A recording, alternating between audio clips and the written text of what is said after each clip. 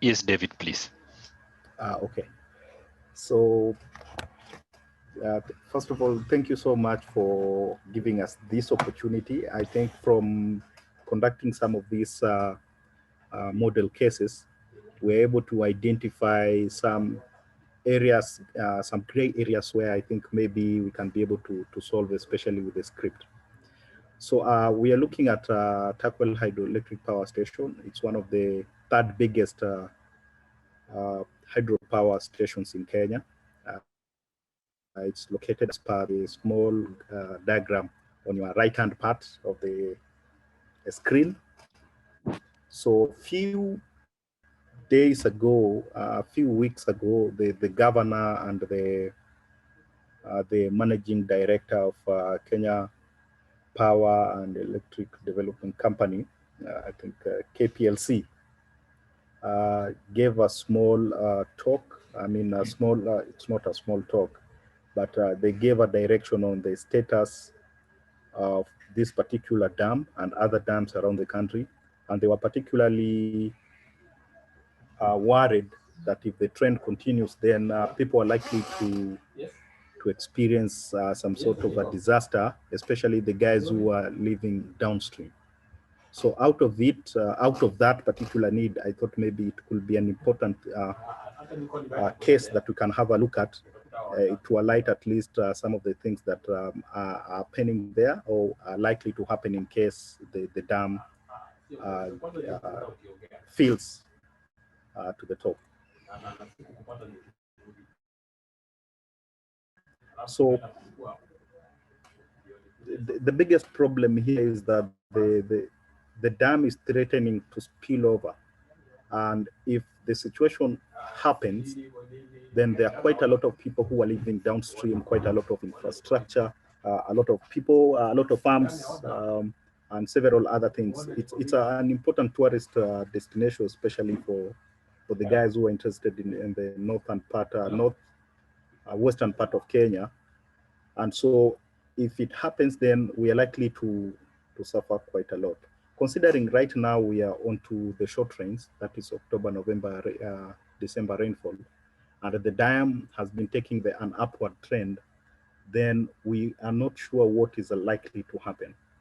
Another problem is, unlike another big project, another big hydro electric power station in Tana, Takwel has never experienced any of this kind of thing. So we are not sure which places will be flooded, how many people are likely to be affected, what kind of measures should the emergency people take. So it is a very murky water, uncharted, maybe I can say uncharted territory. So out of it, I decided to run the script to show the water extent and time series over time. This is the result that I got. Again, I like to say, do not worry about the undershoots. This is probably areas that are clouded or something. Yeah, but if you can have a look at between 2013, we had the highest, uh, maybe I can say the highest fill or the highest, the biggest water body during that particular time. But I would wish if we could go a little bit backwards, at least when we had El Nino, because I believe during that time we had a lot of rainfall, and this dam must have been at maybe uh, the highest fill it could get. But over time, we can see the trend has been going down up to again in 2017, where we had another spike. Then we had a downward spiral. But right now, if you can check clearly, we only stopped at 2019. My wish was if we could be able to get the most recent kind of data to show the current, like last month, I think that's when they gave the advisory. If we could be able to get the status as per last month, that will be okay. Because from the script I saw, it's only dealing with the annual water. So that is where the challenge was. But again, you can see the trend between 2017 and 2019. Already 2017 was slightly higher as compared to by the end of 2019. That's last year. So again, I decided to run to show areas that are highly inundated, especially along the periphery. I could not be able to show. Can you be able to see my cursor? Yeah, so along these areas are the most important because the dam is at this particular point. So should it fill and we have a spillover, these people who are living along this particular river are likely to be affected. So out of it, I decided to use the Google app to show at least areas and maybe infrastructure and other resources that are likely to be affected. So I was moving along the river, picking villages, farmlands, and so on and so forth. Of particular interest is this particular town here, which is Lodwar. It's the biggest in this particular region, and it's so close. It's at the lowest point of this particular basin. So should anything happen, they are likely to be the most affected. So I think that's what I was able to get. Hopefully, maybe out of it, we can be able to show the next, maybe the impact should the dam fill and overfill. Thank you. Back to you, Ken.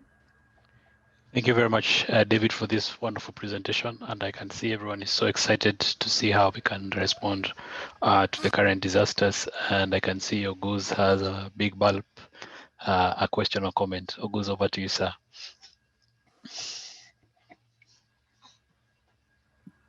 No, very nice.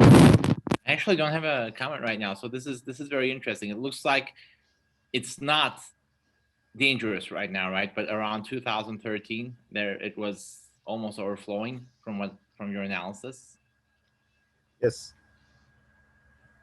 Yeah, that's why I mentioned that as per this particular analysis, I'm ending at 2019, and from last year we've been experiencing quite a lot of rainfall. I see. Vis-a-vis, you saw the other presentation that I did the other day for Lake Nakuru. It's been filling up over and over, and 2020, it has now, I think, broken the banks, and it's affecting every other person. So I was hoping to do the same, at least to show what is taking place in 2020. Now, one comment actually, we have been looking for a different use case into flood extents and flood prediction. You might want to look at the digital elevation model of for future studies, you might want to look at the digital elevation model of the area. And there is a package, we don't have it in the sandbox yet, but we might call Rich DEM that has functions such as, fill a virtual filling of water to see where it would flood first, looking at digital elevation. So that may be something that you find useful in this analysis. Yeah, I think that will be useful, very useful. Yeah, David. Yes, Edward. Yeah. Please, August, are you done? Yes. Okay. So I think you made mention of also having the recent data, as the currently data we have. I was thinking if you can make use of the Sentinel data that is currently available. So I'll be happy to support you on maybe if you can have a time to do the Sentinel analysis, and you can combine it together with the WASP product you currently have to also know the results that has been generated. And also Landsat 7 is also available, so we can see how best you can combine these two products to get a longer period of time series for your analysis, which is also available on the sandbox, so we can do that. Okay, I'll be coming back to you after this. Thank you. Oh, thank you very much, Edward, August, and David. This is very great work, and thank you also for starting us up. I think August has sent a link in the chat. You might have a look. I wish to move to Stella if she's available. I think maybe she just stepped out. Any other presentation from Wallace or Corinne? Stephen, Corinne?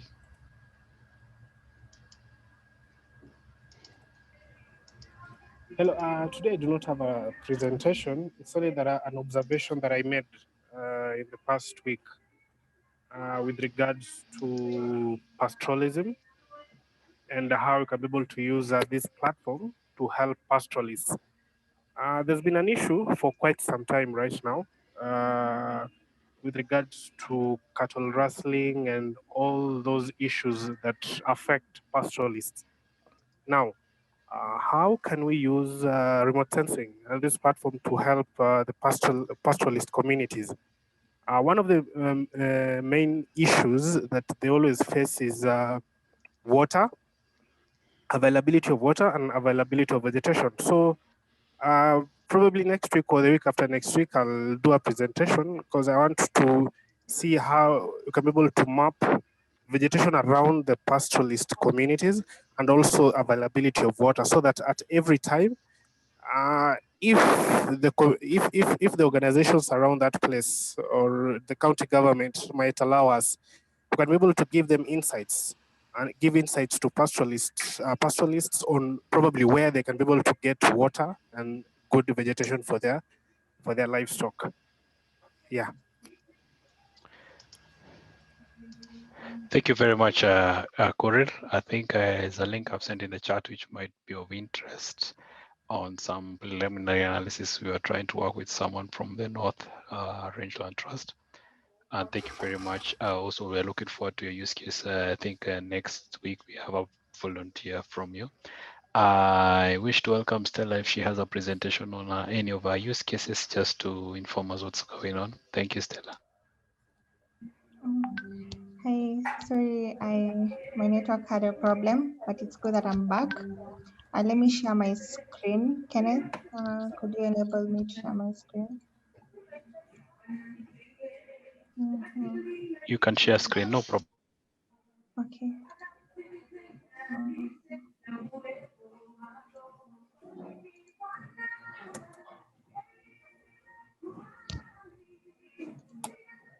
Can you see my screen? Okay. So in IFAD, we are working with there's a recent project we are doing currently that's quite interesting. It's a little bit far away from agriculture, but I want to say thank you to Kenneth and Bona for helping me a lot during the past intense 1 week. So what we're doing is in Makueni County, that's in Kenya. And what we're planning to do is IFAD is planning to do agricultural investment there. However, their major part of energy is normally solar energy. So we wanted to identify the changes that have occurred the past 10 years in terms of vegetation and the present type of solar energy that are existing in that particular place.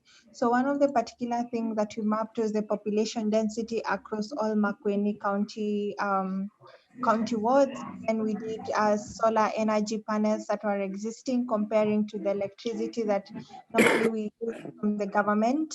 And then one of the interesting part, we also used charcoal wanted to know whether most of them use fire or traditional methods of energy. And then where I use digital Earth Africa mostly is in understanding vegetation changes that have occurred the past 10 years across Makueni County. That means that we were able to identify, we were able to use images that is between 2010 to 2017. And we're able to use Landsat 7 to identify the analysis. So I'll only put a screenshot of what is currently in our presentation that's about to happen tomorrow. And then one of the things that we did was try to look at the changes in vegetation using both NDVI and EVI in both of them. And the interesting part that you were discussing with my boss, there's normally something that you call the net primary production, that's NPP in energy, whereby we use NDVI and EVI changes to identify if the use of biomass will be efficient in that particular place in terms of agriculture or not. And now it was interesting to identify and to understand that in 2010, where NDVI was high, that's the particular period that when they did the fieldwork analysis, they identified that biomass energy was high during that particular time. But over time, currently we did only up to I think 2020 or 2019. We were able to identify that over time, NDVI and also vegetation also for EVI was dropping across between 2016 to 2018. So for us, this was quite an interesting analysis, because when we did the field work, solar energy was stopping beyond biomass energy. So this was just a correlating factor to make us make a good study case that even though we want to invest in biomass, even in analysis. Hello, can you hear me? Okay. We were able to understand that even in terms of investing in biomass based on the NDVI and EVI analysis, it cannot give us a good investment in agriculture compared to the use of solar for them, because that is what most of them feel that they prefer using. And so this study was very timely, and it was approved to us of why biomass was really recording the lowest in that particular area. And the interesting part is we were able to move lower from county level to small sub-counties. And this is just one of them in Kibwezi East, that's within Makueni County. And you can tell that over time in between the period of 2012 to 2019, NDVI was a bit still high in some places and in some places low. The interesting part is when we overlaid it with the shapefiles for population, is that most places where people were settling in had very low NDVI value. So it was quite an interesting analysis for us. And so this was a timely analysis, especially improving the type of energy, why people want to use more of solar energy than biomass energy within Makueni County. So I want to say thank you so much to Kenneth and Buana for helping me through this analysis, because it was very interesting and a new timely one, diverting from agriculture to energy. Thank you. Thank you very much, Stella. Very grateful for your presentation. Any questions from the team? I can see your goes going fast. Thanks. For once, I have no questions. Just this once, though. Won't happen again. No worries, Agus. Any other reaction from the team members? Thank you very much, Stella.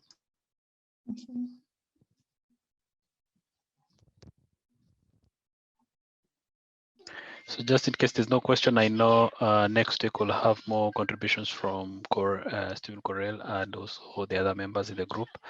Wallace will not be able to join the presentation. Is listening in from another office, which is no problem. So mine is to ask for any other feedback, question before maybe we listen to some other use case, or you guide us on what we can do now, or we can go back to our offices and try to fix some of the use cases. But at least we've learned something from David and Stella, which is very grateful. And also, I'm looking for the contribution from Edward, a reaction.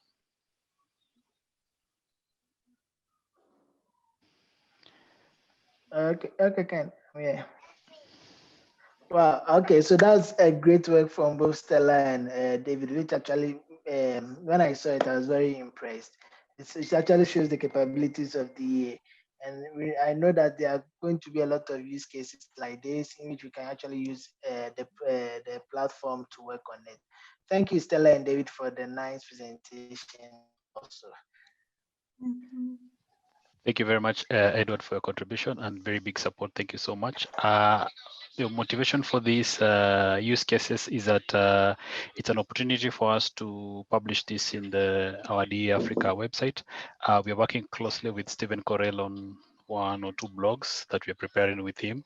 Then others are welcome. I think in the case of Stella, we have to work through the blog so that it fits within the profile of the organization and also any other ones. So it would be very nice to have some of these use cases on our website, which we can share with other guys, creating also opportunity for us to educate our fellow colleagues from other countries and also getting some feedback.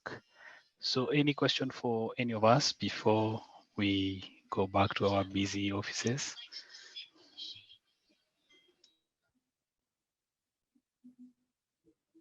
Seems like silence is good. August, I saw your friend passing around. So is he or she okay? Okay. What was that? I'm sorry. I saw your friend pass her around the screen. She's doing well. Oh. Oh yeah, she's I'm sorry. She's doing well. She says hello.